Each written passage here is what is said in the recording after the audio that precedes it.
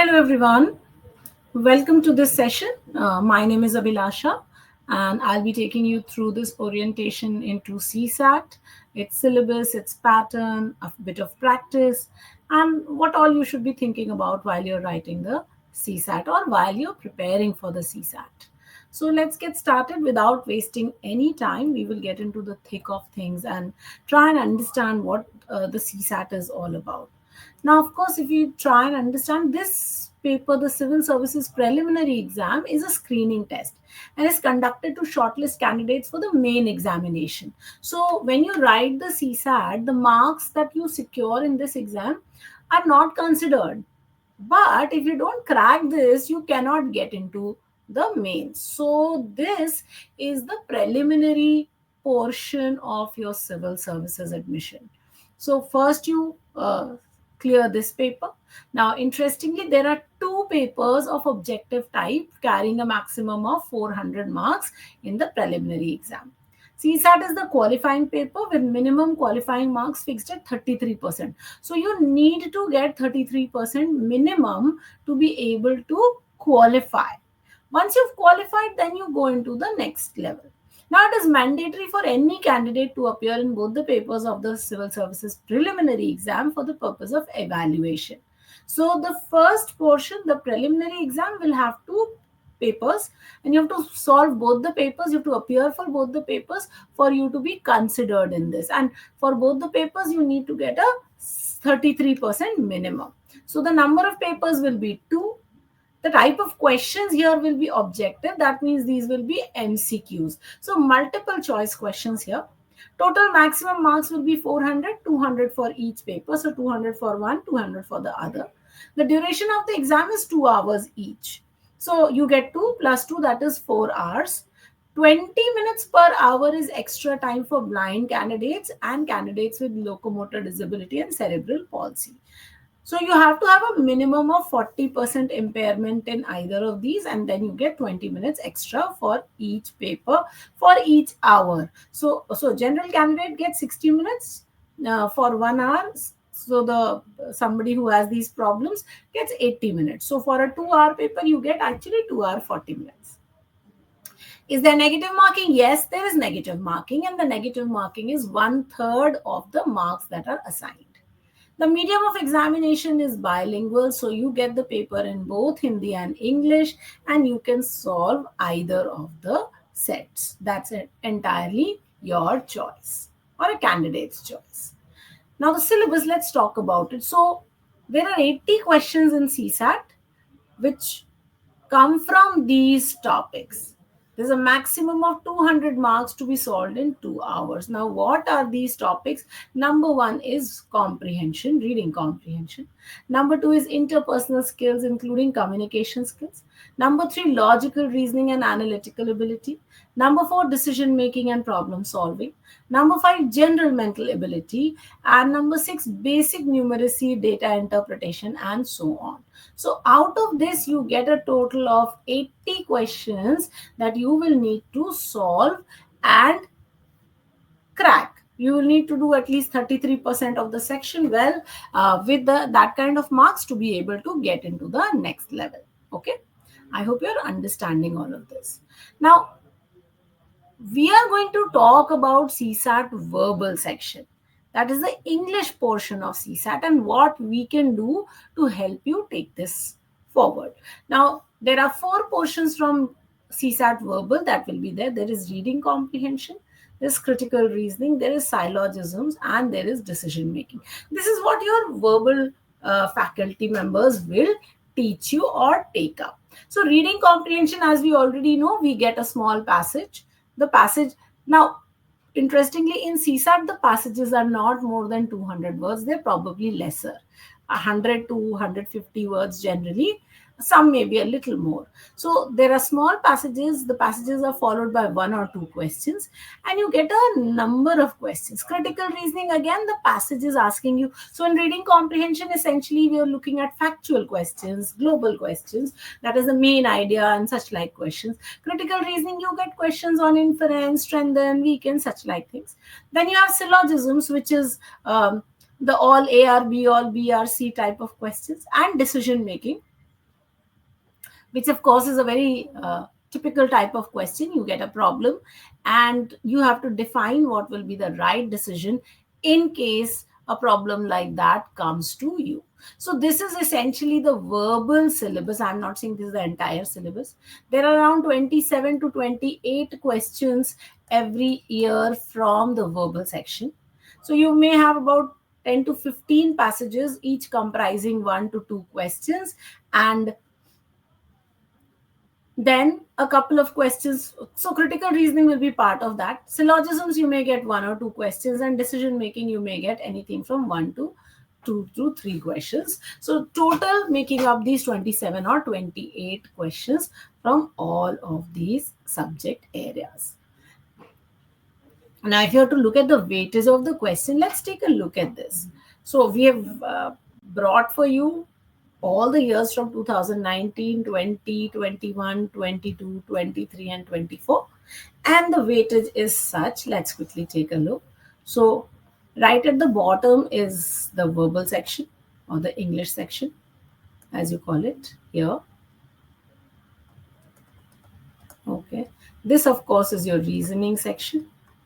And this, of course, is your quantitative section, right? So these are the three broad breakups. Now, if you are to look at this, if you look at each of these years, in 2019, there were 30 questions of English, okay, which went down to 26 in 2020, then 27 in 2021, 27 in 2022, 26 in 2023, and 27 again in 2024. If you have to look at quant and reasoning, quant is some 32 questions, 18 questions. So that makes it a total of 30 and 10, 40 and 150 questions in quant and reasoning, and 30 questions from English. So English was a good chunk, right? 30%, 40% approximately of the paper used to be English, right? Approximately 40%. Please understand, my English is terrible. Here now, if you look at it, it's exactly 30% or maybe uh, a little more than that, right?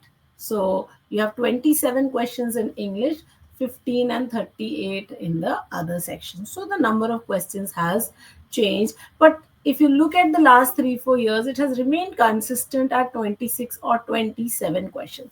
So if we look at, or if we look at our expectation for 2025, of course, the expectation would be that we'd be around 26 or 27. Generally, that is what the consistent number is. So let's keep this in mind, that we will have 27 questions from the general English or the English section of your CSAT. And so that would mean around 12 to 15 passages, I assume, will be there in your paper. So when you're doing your preparation, remember to keep this in mind, that you will have a good chunk of questions from English, from reading comprehension, and therefore your preparation should have a lot of reading comprehension preparation. You cannot say that, okay, I'm going to do English, but I'm not going to do a lot of reading comprehension. Here it is entirely the reading comprehension that is going to be of use, or that is there in your examination. So keep that in mind, and while preparing, prepare for reading comprehension well. The good thing is that the passages are not long, so you don't have to spend a lot of time in reading. You get short passages. So even if you're preparing from, let's say, a newspaper, you're doing newspaper reading, even that will be good preparation for you.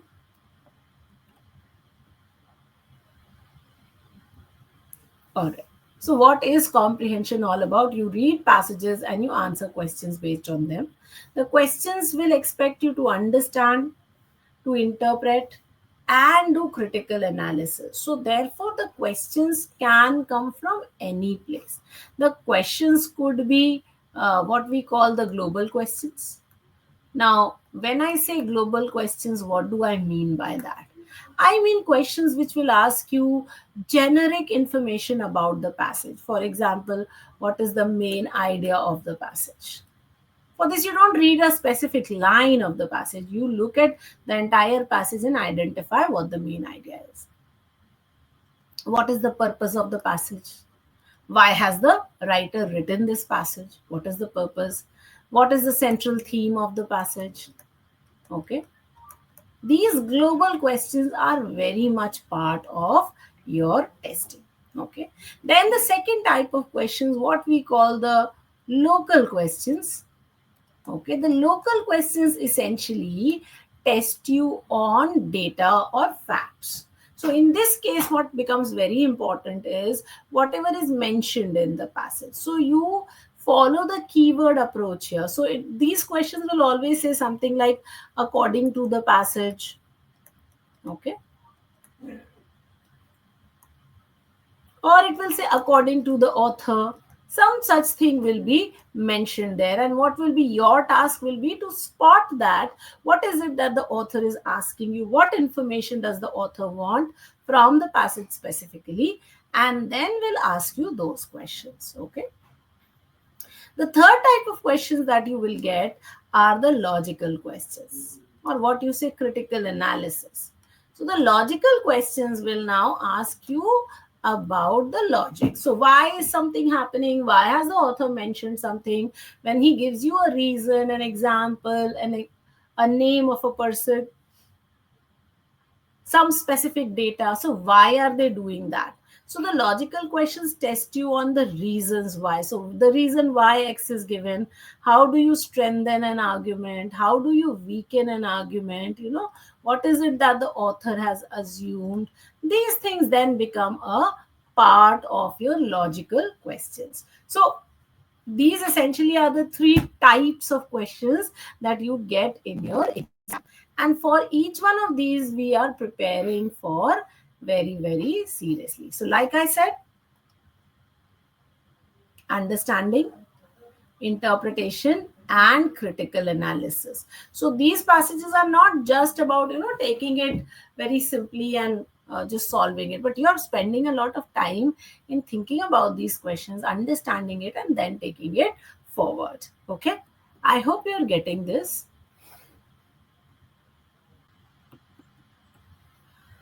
Okay, so I hope you've understood this, that you can have so many different types of questions also while you're looking at your reading comprehension. Now, if we are to look at our reading comprehension, and if we want to understand what are the different types of questions that are there in reading comprehension, let's take a moment and understand. So, there are several types of questions, but first, what are the types of passages that come in your exam? Okay, so that's the first thing that we should understand. Okay, what are the types of passages that you will find? Now the types of passages can be many. You will get passages from polity, you will get passages from art, you will get passages from literature. Okay, you get passages from current affairs.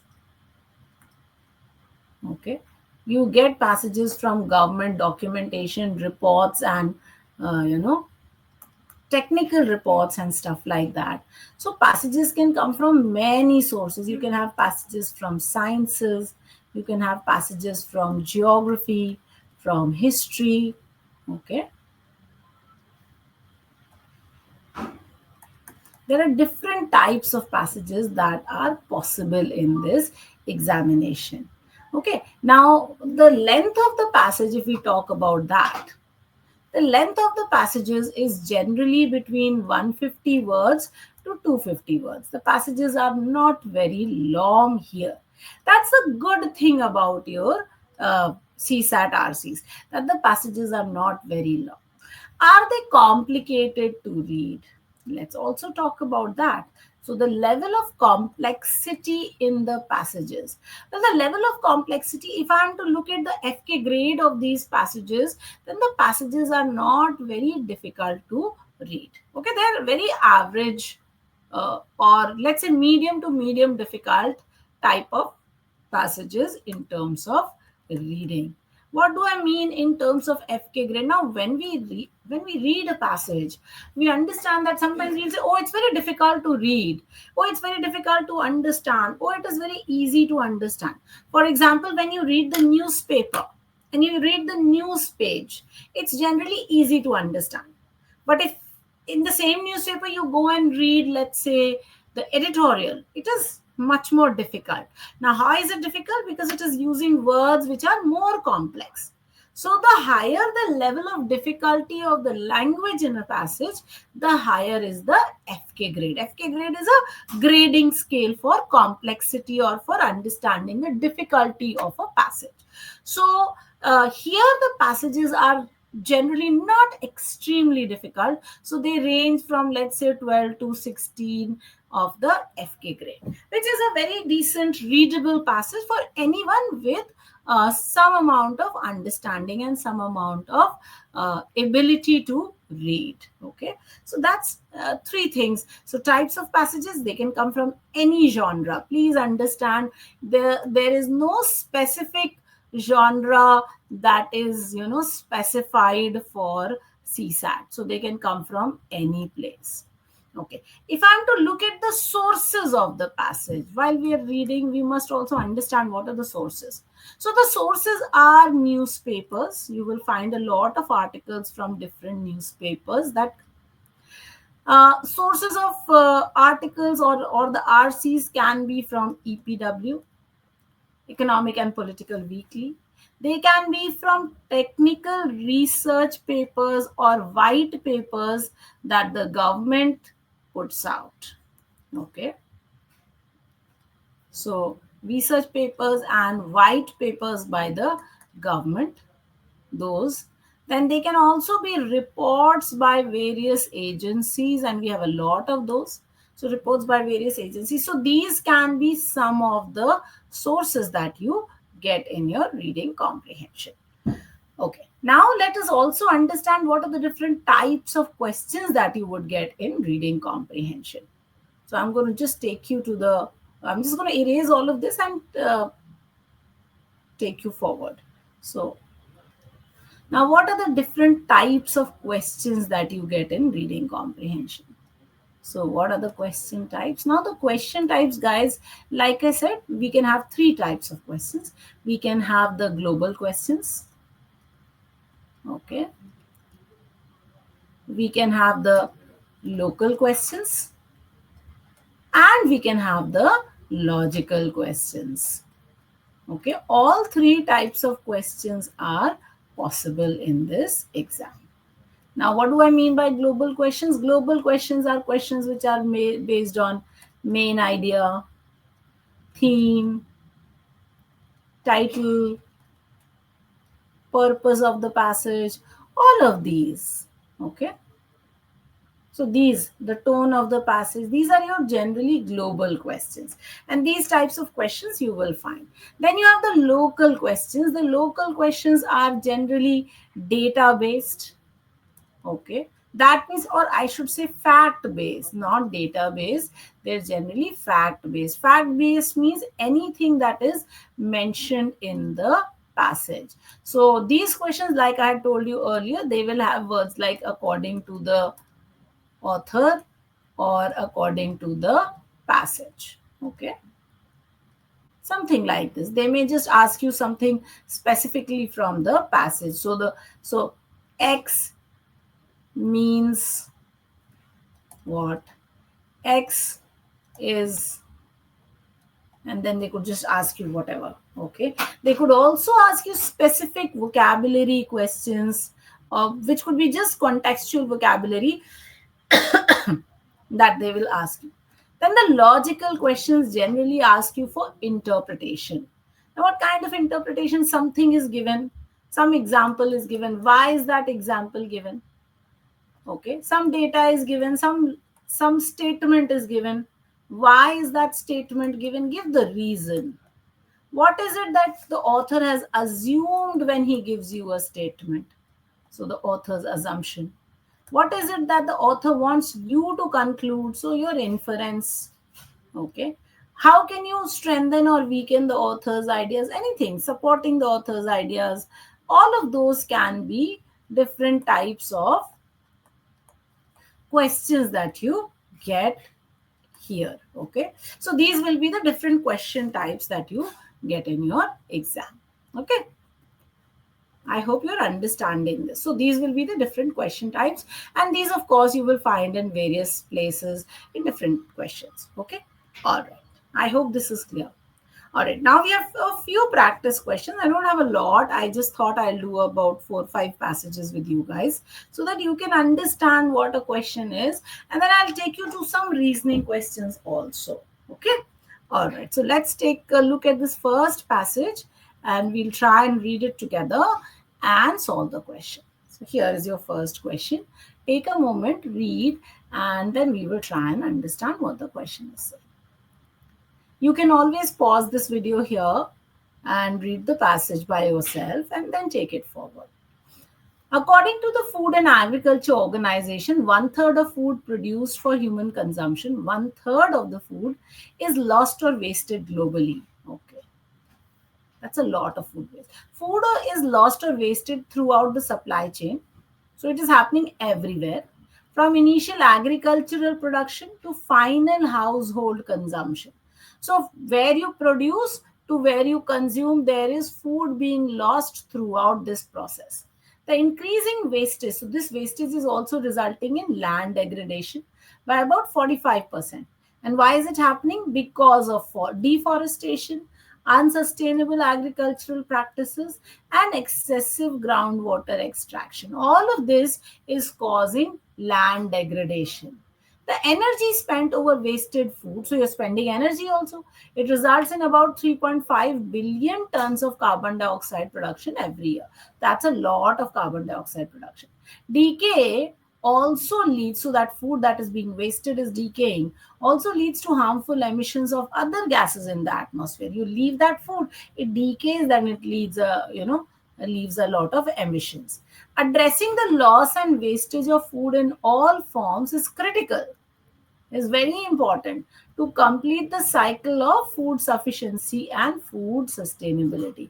So, if somebody wants to be sufficient and sustainable in terms of food, they need to address this loss and the wastage of food. They need to stop this also. Okay, it cannot be that you are wasting away your food and hoping to be food sufficient and have food sustainability.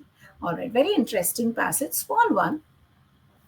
Let's take a look at this question. Which of the following statements best reflect the most logical and rational inference that can be made from the passage? So they're expecting you to infer something. What is it that you can infer from the passage? The current methods of food distribution are solely responsible for the loss and wastage of food. Okay, the question is very interesting. That's the first one. So the food distribution methods are solely responsible for loss and wastage of food. Land productivity is adversely affected by the prevailing trend of food loss and wastage. Okay. Reduction in the loss and wastage of food results in lesser carbon footprint.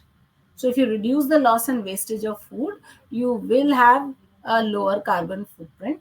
And fourth says post-harvest technologies to prevent or reduce the loss and wastage of food are not available. So technology which will prevent or reduce the loss and wastage of food is not available for the post-harvest process. Okay. All right. And then the options will give you these codes. So option A says 1, 2, and 3. Option B says 2 and 3. Option 3 says 1, 3, and 4. And option 4 says 1, 2, and 4. And you have to spot which of these is the correct answer.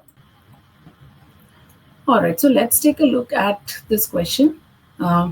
So here, the first option, which said the current methods of food distribution are solely responsible for loss and wastage of food. The word solely is an extreme word. It says this is the only thing that is responsible, and therefore one is incorrect. Okay, let's look at two. Land productivity is adversely affected by the prevailing trend of food loss and wastage. Yes, because we have said that there is land degradation that is happening due to due to this increasing wastage, and therefore land productivity is adversely affected, is negatively affected, will be correct. Let's look at option number 3. Reduction in the loss and wastage of food results in larger carbon footprint. Yes, this is also correct. The minute you start reducing the loss and wastage of food, the carbon footprint will be definitely lower, and therefore correct answer should be 3 also. Look at 4. Post-harvest technologies to prevent or reduce the loss and wastage of food are not available. We don't know if the post-harvest technologies are available or not. Nowhere in the passage has this been mentioned.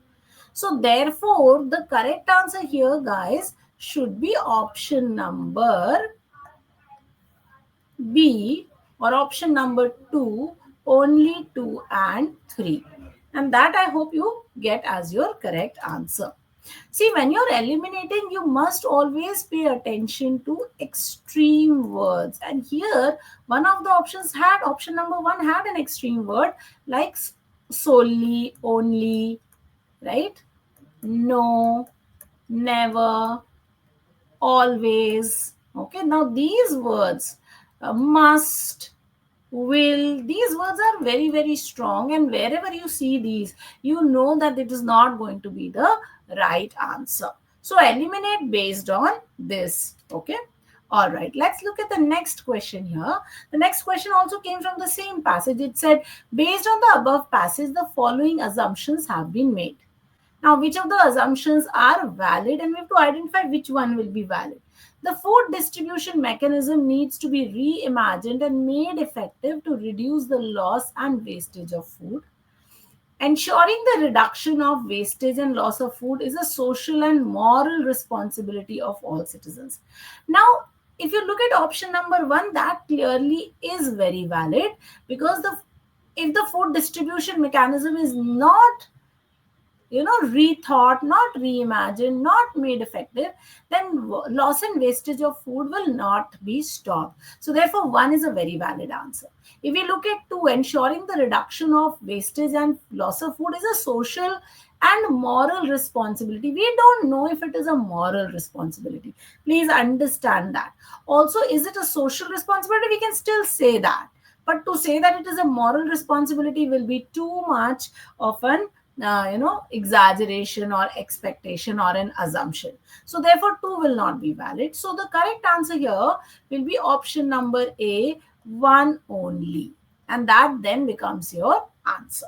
Okay, I hope you got that. Let's look at the next one. Now, the third question comes from another passage. As inflation rises, even governments previously committed to budget discipline are spending freely. So with the rise in inflation, governments that were committed to budget discipline are not following that. They are spending freely. Why? They want to help the households. Higher interest rates announced by central banks are supposed to help produce modest fiscal austerity, because to maintain stable debt while paying more to borrow, governments must cut spending or raise taxes. So there is only one way that the government can do this, and that is either to cut spending or to raise the taxes. Now, without the fiscal backup, monetary policy will eventually lose traction. They say it loses traction. So if you don't have fiscal backup, your monetary policy will not work. Higher interest rates become inflationary. So when you have higher interest rates, it will cause inflation, not disinflationary, because they simply lead governments to borrow more to pay rising debt service cost. So the governments will now start borrowing more because they want to pay the interest. The risk of monetary unmooring, that the economy will become runaway, is greater when public debt rises, because interest rates become more important to budget deficits. So interest rates will become very, very important, and therefore the economy will have a lot of problems. Now let's look at the question in this passage. The question here says, and I'll take you there to the question, which of the following statements best reflects the most logical and rational inference that can be made from the passage? Now, see, when we say inference, we know that this is one of the logical questions, right? We had said that there are 3 types of questions. This is another one of the logical type. This is asking you to infer something from the passage. Please understand, inference is essentially your conclusion, the reader's conclusion, and not the author's conclusion about the passage or about what the author has mentioned. Okay, so therefore keep this in mind. Now, what is it that he's asking you to infer? He says, okay, what can you infer from the passage. Central banks cannot bring down inflation without budgetary backing. Okay, so he's saying that the central bank cannot bring down the inflation. If they don't have budgetary backing, they will not be able to inflation. The second one says the effects of monetary policy depend on the fiscal policies pursued by the government. So, whatever is the fiscal policy that is being pursued by the government, the monetary policy will accordingly change. And now, this we can infer from the statement that is given here, and I'm marking it out. Without the fiscal backup, monetary policy eventually loses traction. So the effect of the monetary policy will depend on what the fiscal policy is. So 2 is a very valid statement here. The first one we really cannot infer from anything in the statement. Okay, the central bank cannot bring down inflation without budgetary backing is too extreme and too strong. Nothing in the passage really points to that. So the correct answer here will be option number B, or 2 only. Okay, I hope you got this. All right, I'll take you to the next one. All right, here's the next question based on the same passage. So, based on the above passage, the following assumptions have been made. Which of the assumptions given above are valid? So, you have to identify which of the assumptions will be valid here. Again, what is it that the author is trying to say? Fiscal policies of governments are solely responsible for higher prices. Now, again, we have got the word solely, and I've just told you that this word is an extreme word, right? So, therefore, when you have solely, only, extremely, always, must, will, remember these are extreme options, and therefore, one will not be a valid answer. Higher prices do not affect the long term government bonds. We don't know. Can I really assume this, that higher prices do not affect long term government bonds? I cannot assume this, right? Okay. So I will eliminate this. It also said because they simply higher interest rates become inflationary because they simply lead governments to borrow more to pay rising debt service cost. We don't know if they do not affect, they generally would. So therefore here neither one nor two will be the correct answer, or option number D says neither one nor two. Okay. All right. Let's look at the next passage and a question from the next one. Here you are. Today, if we consider cities such as New York, London, and Paris as some of the most iconic cities in the world, it is because plans carrying a heavy systems approach were imposed on their precincts. Okay. So he says if you think that these cities are the most iconic cities, most important, most visible, most emulatable cities, then it is because the plans that were carrying a very heavy system approach, they were imposed on those cities. Okay. The backbone of the systems theory is the process of translating social, spatial, and cultural desirables into mathematical models using computing, statistics, optimization, and an algorithmic way of formulating and solving problems. So they're saying essentially that if you have these cities which are iconic, they have happened because you had a very heavily systems based approach, and that was imposed on those cities. So the systems theory is very important, and the backbone or the basis of this theory is how would you translate social, spatial, and cultural desirables into mathematical models. So you translate them into mathematical models using computing, stats, optimization, and algorithmic way. So create an algorithm. That's how you will have these one. That's why you now have these wonderful cities. The early universities of the West, which began to train professionals in planning, spawn means to give birth to some of the most ingenious planners. Ingenious means very clever, who were experts in these domains. This was because these very subjects were absorbed into the planning curriculum that had its roots in social sciences, geography, and architecture. So, all of this was kind of incorporated into planning. And planning came from social science, geography, architecture, everything. planning in India and its education differ from the West. So whether if you're looking at planning in India or if you're looking at planning, um, you know, eh, and how it is taught is very different from India and the West. Okay. I hope you got that. Very interesting. That planning is the backbone of how these cities have come about. Now let's look at this question. Which one of the following statements best reflects the most logical and rational inference that can be made from the above passage? So you are again looking for what can you infer from the above passage.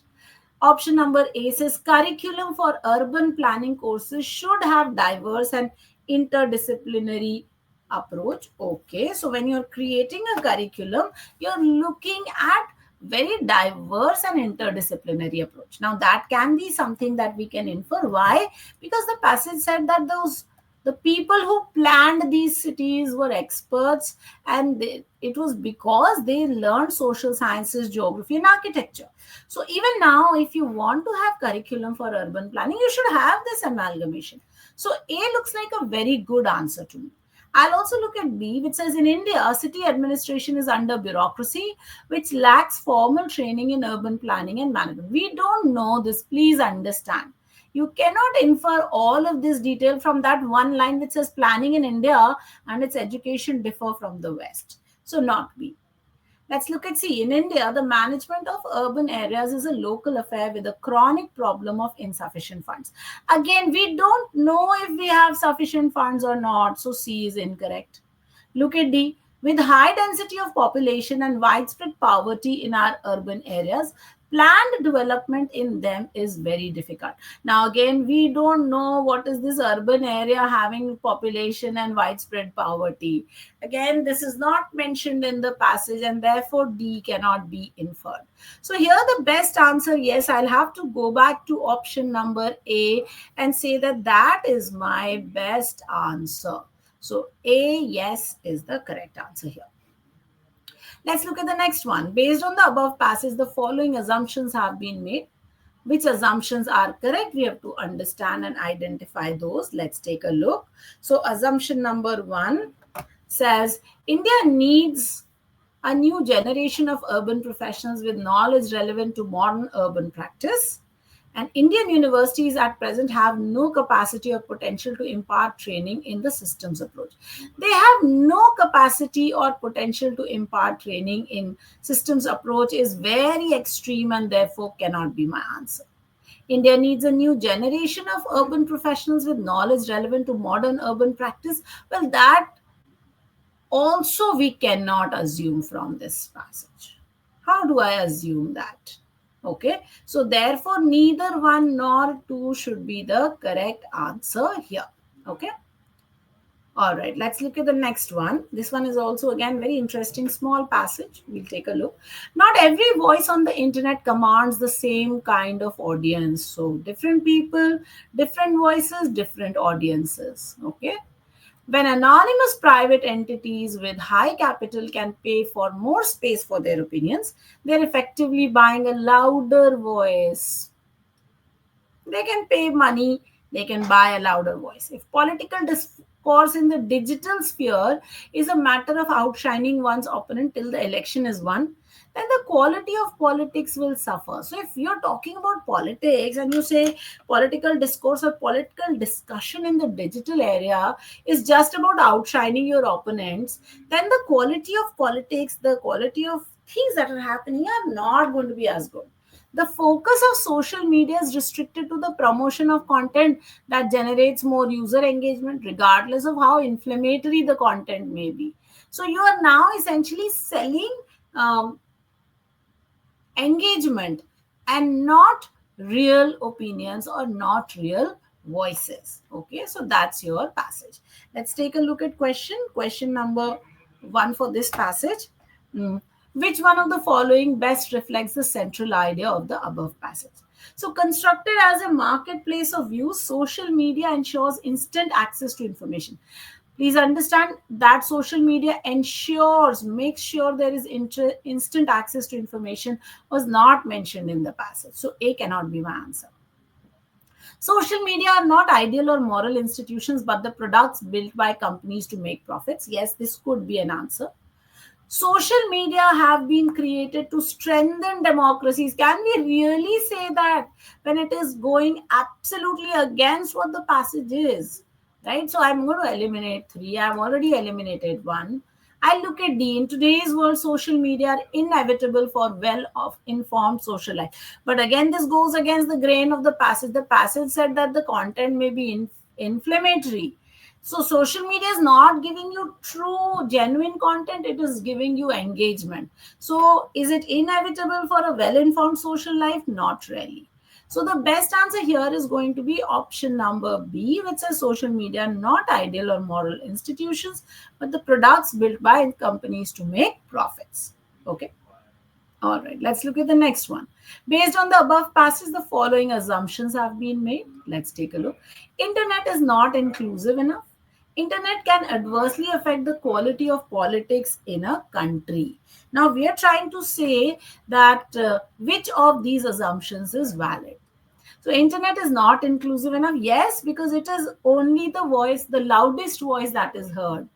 So somebody who has money has a loud voice. So one is correct. Look at two. Internet can adversely affect the quality of politics. Yes, it can. So answer should be both one and two. Therefore, C should be the correct answer. Okay. I hope you're understanding these passages and how we are doing this. Okay. All right.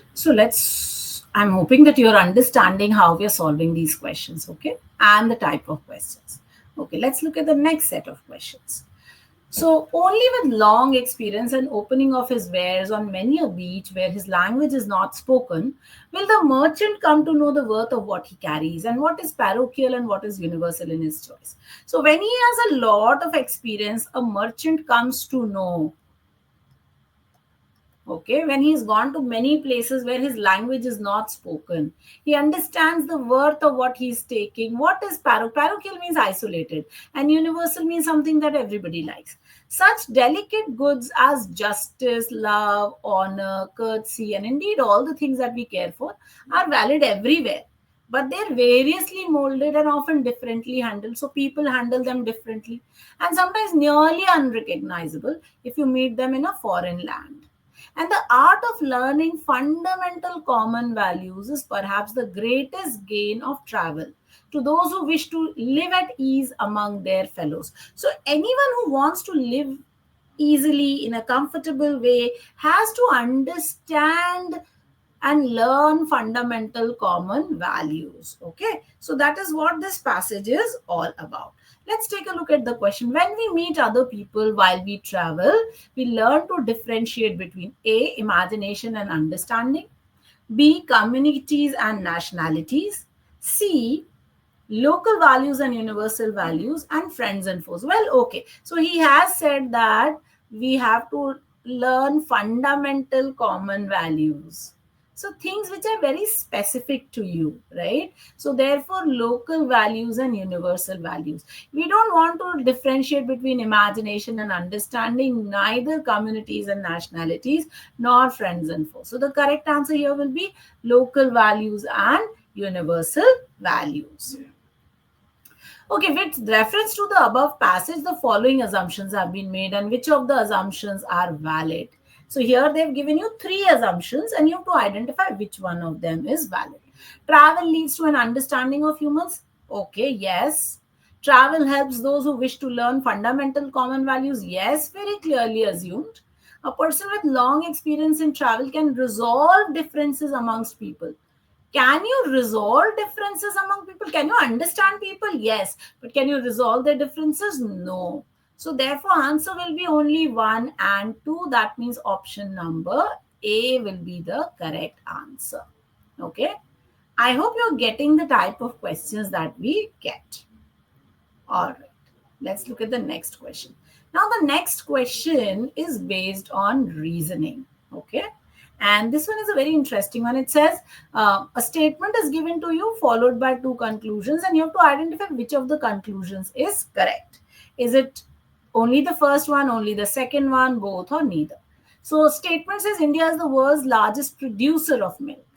Conclusion number 1 says India is the world's largest exporter of milk. And 2 says India does not import milk. Now, interestingly, if India is the world's largest producer of milk, does that necessarily mean that India is exporting all that milk? Or is it exporting the maximum amount of milk in the world? We don't really know. So, therefore, one cannot follow. India does not import milk is again too extreme, and therefore we cannot say anything like that. So the answer here will be neither one nor two follows. Okay. All right, let's look at the next question. So this is a type of question you will get. This is called statement conclusion. This is essentially a verbal reasoning question, but because all the questions in your CSAT related to verbal reasoning, general English will all be taught by your English faculty. So this is a topic that we will cover. Okay. All right, let's look at the next question. Okay, here is a main statement is given, which is followed by 4 statements labeled PQRS, and you have to choose the ordered pair of statement where the first implies the second and both are logically consistent. So this is a topic called logical consistency, and again this is or conditionals. Okay, and this is a very nice topic. It's very easy. So here it says Pradeep becomes either a director or a producer. Statement PQRS say P says Pradeep is a director, Q says Pradeep is a producer, R says Pradeep is not a director, and S says Pradeep is not a producer. Now please understand, when the condition is P or Q, the implication sets will be not P implies Q, and the second one will be not Q implies P. So therefore my first set will be not a director, which is R, and therefore he is a producer, which is Q. So RQ. And the second one will be not a producer, which is S, and therefore is a director, which is P. So RQ and SP both will be two valid pairs, and look at this, both SP and RQ is given here. So answer will be C, both SP and RQ. Now, the conditionals are very simple and very easy to solve. There is a conditional, there is a formula, and you just simply follow the formula and solve the question based on that. All right. So that brings us to the, here were some example questions that you will get very often in your exam. Now, how do you prepare, or what is it that you should keep in mind while you're preparing? So number 1 is understanding the syllabus, which I hope you've been able to understand in today's session. Work on your reading skills. Now that's very important, guys. Why? Because this paper is based on reading. A lot of it will have reading. So if you're not very good at reading, you must build your competency. How can you do that? You must read and read. What do you read? You can read a newspaper. Ideally, you should read at least one newspaper every day. Okay, you can read novels, but that is a lot of excessive reading. You can read articles from different sources, and you can read a lot of government reports. Okay, government reports, budgets, and all of that are very good reading. So read government reports. These are 4 places where you will get lots of masala for reading, and you should take advantage of that. Solve previous year question papers. Of course, you must. This time I had all the questions that I've given you were from CSAT 24. I hope you have seen them. If you haven't seen them, my request is you should look at the CSAT 24 paper. And of course, last but never the least, please make sure that you practice as much as you can. Practice makes a man perfect. Some wise man has said, but that wise man is very wise. What he has said is absolutely right. This wise woman is also telling you the same thing. Practice, and more practice. So do practice. All right. What are the resources for CSAT verbal? Well, you should work on your vocabulary. Even if you don't get meanings, you will get words like parochial. Now, if you did not know the meaning of the word parochial, means isolated or coming from a village or bovine, then it would be difficult for you to interpret. So, therefore, please work on your vocabulary. Number two, practice your reading comprehension. Practice your reading and practice your comprehension.